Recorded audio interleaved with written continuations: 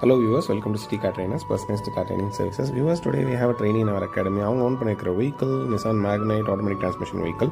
இந்த கிளிப்பில் நீங்கள் பார்க்குறது ரிவர்ஸ் பெர்பெண்டிகுலர் பார்க்கிங். ஜென்ரலாக பிகினர்ஸ் ரொம்ப ஸ்ட்ரகிள் ஆகிறது பார்க்கிங் க்ரைட்டீரியாவில் தான்.